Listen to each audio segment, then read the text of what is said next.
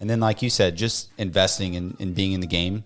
It's like sports betting. I don't know if you guys are into sports betting, but that can take, a really crappy game and make it super interesting just because you've got $20 on the line. And it's kind of that same thing with commercial real estate. If you've got $5,000 in there, you're going to pay attention to why it's working or not working. You're going to read the investments reports closer. You're just going to pay attention to that thing, and whatever you focus on expands typically.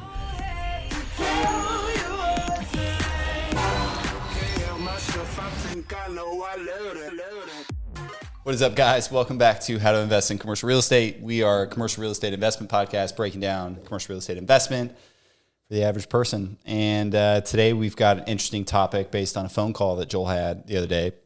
Joel, take it from here. Yeah, so I was on the phone with a young guy, just graduated with his master's, and we actually had interviewed him. We didn't really have a position for him, but he had recently got a job here in Tulsa. But he was calling me to ask me how to get started in investing in real estate.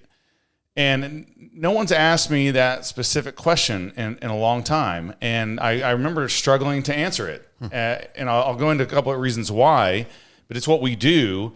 But he didn't have very much money. He said he had about $15,000 and he didn't have a lot of experience. And he's like, should I buy a condo? Should I buy a house? And I'm just thinking in my mind, okay, $15,000, what kind of condo can you buy? Is that really what I should recommend him doing? I started buying cheap houses, but that's a long road. Yeah, I don't know that would be my preference of choice if I was going to start it over. And I just found myself struggling a little bit on how to direct him. And the reason is it's been 20 years since I started that journey. And when we started the journey, there was no internet to speak of, very, very little internet. And so you're showing your age. Yeah, I'm showing my age. This is back in 2003, 2002, 2003. Gosh. And so back then, my mentors were like late night infomercial guys telling you to invest in real estate, and the occasional book that you would get handed. And so my journey at the beginning was very different than someone's journey is going to be today. And so I thought, why don't we do a podcast where we kind of talk about advice for beginners that is more relevant to today? If we were going to give that advice, what would we tell them? So that's what we're going to talk about today. Yeah, well, my first piece of advice is don't buy the condo. That's step number one. That was my first thought when Joel first told me about that. It's like you said, it's such a long road. And I'm sure things that were going around in your mind thinking, well, I hate to tell this guy some road that's going to take him 20 years. I'd like for him to get started right away. Yes. And get successful right away. So, how do you do that? So I assume you've had some time to think about it now, right? Yeah, I have had some time to think about it. I actually, I talked through it on the phone with him some, and then since then I've been thinking about that, and that's why we're going to do the podcast today about it. Yeah, I think at $15,000 and hey, where do I start? I think the start is an investment in education in commercial real estate investing. Invest that $15,000 into learning more and getting more experiences in commercial real estate, so you've got a better footing. Yeah, maybe he buys some books with it. Maybe attend some conferences with it. It's not going to take the whole $15,000, but yeah, like Joel said, in 2003 or 2004, you couldn't just Google how to buy an apartment complex. Where now you can Google that, you can YouTube it, and you can pull up hundreds of hours of videos and podcasts and people explaining how to do this. It's just. It's not foreign like it was with the access to information that we have today. There's an unlimited amount of information, but let's talk about so you're listening to the podcast and you say, well, Joel, that's me. I've got $15,000. I thought you wanted me to invest in real estate. If that's your only $15,000, then we don't want you to invest that, because let's say you invest $15,000 in a passive income, you get it in real estate earning money. Yeah. Well, now you're making $1,500 a year. A nice dinner. Maybe $2,000 a year. Mm-hmm. Yeah, so you're making $100 a month, $125 a month. That's not going to move the needle for you. And if you're doing it on your own, let's say you go buy a condo with it. Well, now you've risked your nest egg on your first deal without a lot of knowledge. Yeah. So I think we kind of have broken it down into a few different steps. But like you said, Braden, the first thing that anybody needs to know before they come to me is that they're not really ready for a mentor like me to day one, right? I'm buying $10 million apartment complexes. I'm raising equity. I'm doing that kind of stuff. And they're just starting the journey. Well, whoever's going to help them start that journey and all the resources they're going to have, the ones that I use don't exist anymore. Most of the guys that I mentored, nobody even knows their name. And so I wasn't in a position, I'm not in the game of how to start a real estate career, because that's not what I'm doing right now. And so I don't know I didn't know all the websites to go to. I don't know the current, best-selling authors that are doing this stuff.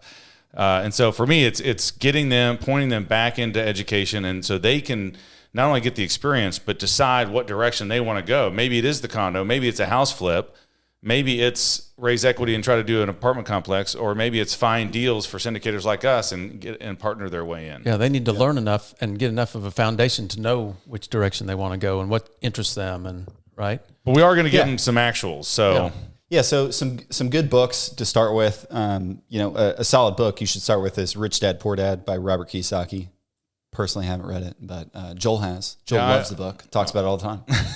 Yeah, I did read it. It wasn't just the book, but I don't know, looking back, if I agree with everything that Rich Dad says, but he definitely unlocks your mind to what's possible with real estate, passive income, flipping commercial properties, things like that. So that's a good start. There's another guy I follow. He's got a podcast called Raising Capital for Commercial Real Estate. It's a guy named Hunter Thompson. And he runs a commercial real estate investment firm very similar to ours. They go and solicit investments from limited partners, but he does a really good job of just breaking down some of the technical stuff that we try to do here. And his is interesting because he's actually not doing the real estate investing. He's finding good sponsors, right? And he's matching capital with sponsors and getting rich doing it. Mm-hmm. And so that could be a beginning step, because you're not an expert on the deal flip, and so, or the investing side. But he's a good marketer, and he's connected with sponsors. So, yeah, he's really good at aggregating investors, just limited partners to go place in a deal. That's his strength for sure. Another really good one I found that was super helpful was a guy named Keith Cunningham, and he wrote the book called The Road Less Stupid. And the book is really good, but the questions after the book are even better, because it's a level of thinking and comprehension and evaluation of your own work ethic and goals and day that really holds you accountable. And I read that one. Crap. Yeah, at the end of I like those questions at the end of each chapter, because he really makes you accountable, right? He makes you think about, well, are you really doing the right things and going in the right direction? And he challenges yourself with these questions that he has at the end of each chapter. Think and Grow Rich, another good old book, but good book. I'll tell you one while you're looking for that I read that you guys probably haven't heard of, but it's called the Due Diligence Handbook. And what I found was each chapter is only 2 or 3 pages, but one chapter might be how to calculate net present value. Another one was a checklist on actual doing due diligence. But it had about, I don't know, it seems like it was 30 or 40 chapters, and each one was just real quick on a different sort of commercial real estate topic. Really short though, and I felt like it gave me a good understanding really quickly of some of the things you need to know just technically. Yeah, I mean, there's going to be a lot of really dense books with thick words where you can dive into on real estate with a lot more technical background. But another really good book to start with would be Think and Grow Rich, just because Napoleon Hill, the amount of people he was able to aggregate and kind of fulfill his vision, it was pretty amazing. It was a good one.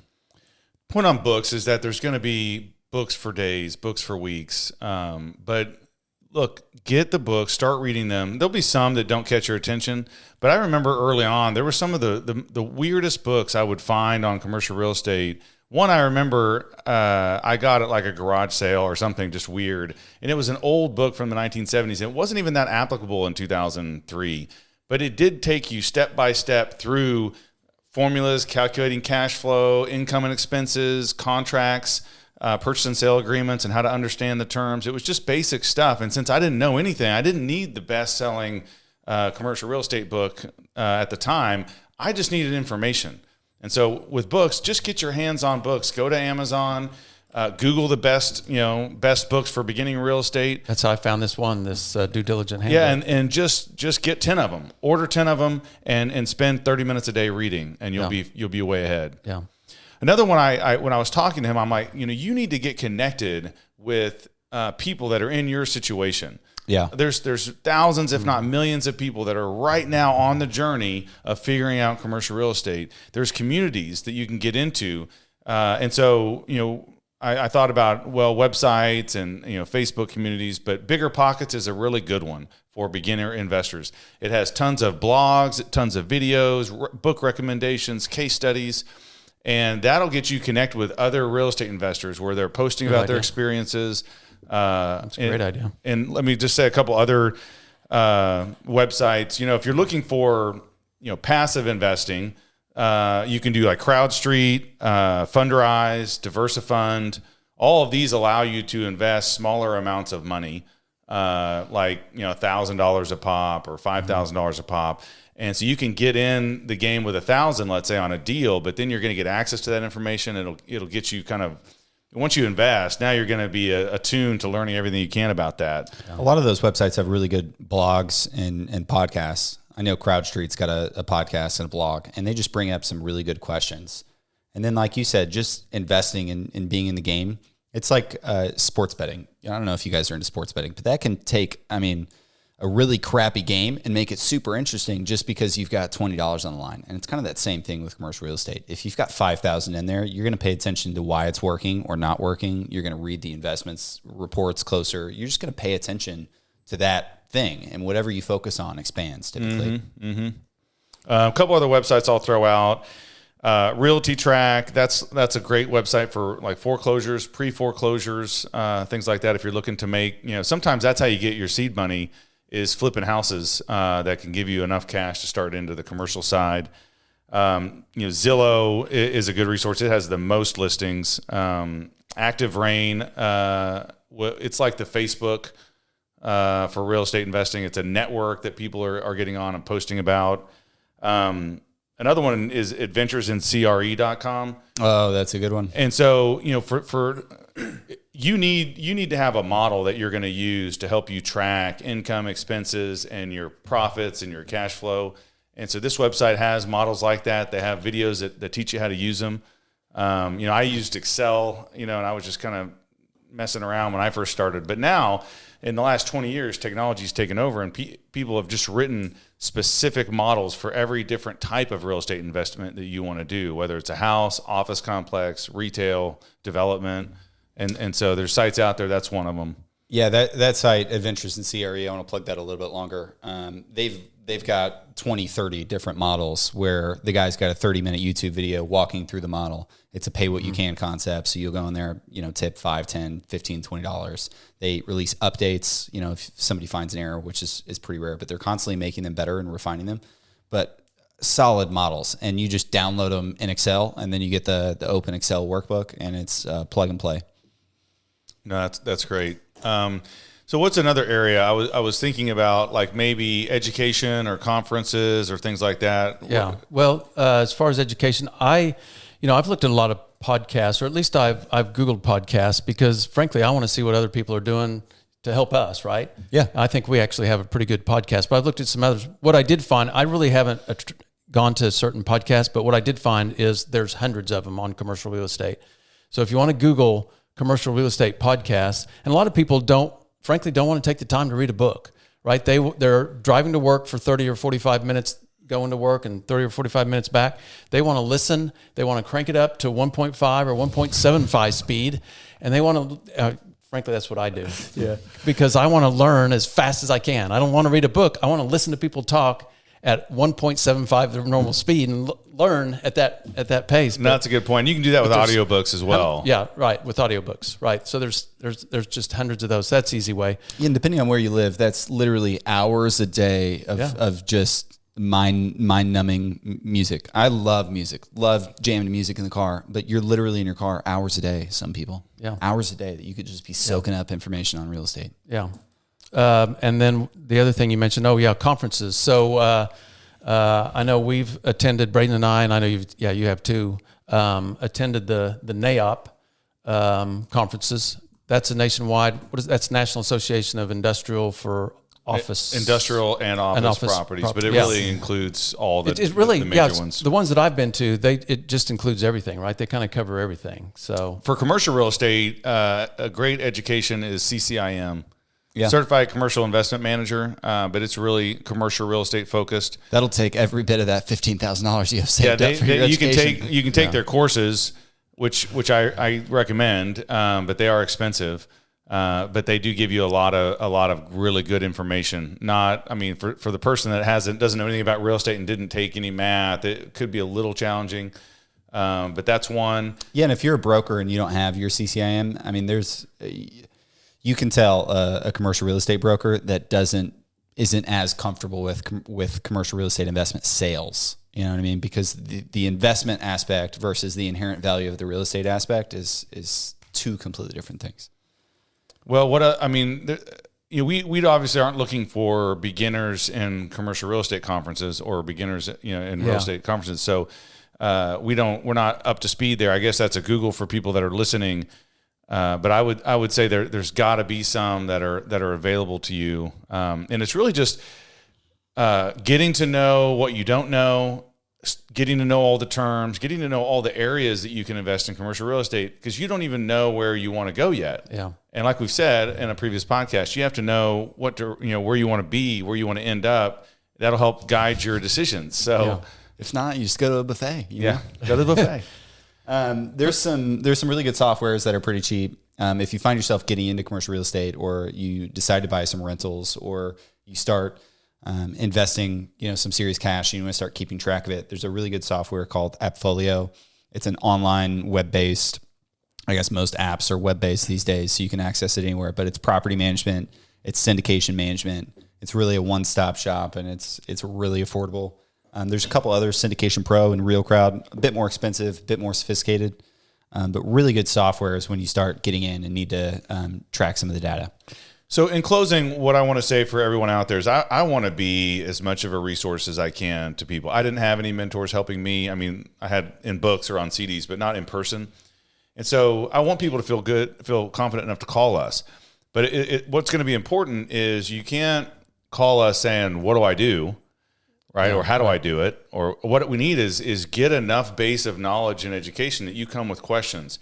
Hey, what's your opinion on this versus this? Yeah.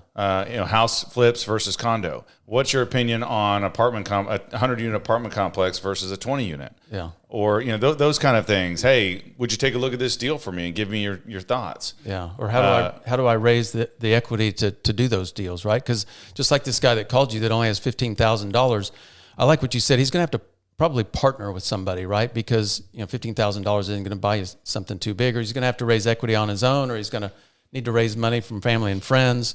So I think that's for a lot of people who say I just don't have the money. I think that after they get this foundation, I think that's probably where they're going to have to go. I agree. Yeah. Well, good luck, guys, and hopefully we can be a resource. Don't feel free to reach out by email. Yeah. All right. Thanks, guys.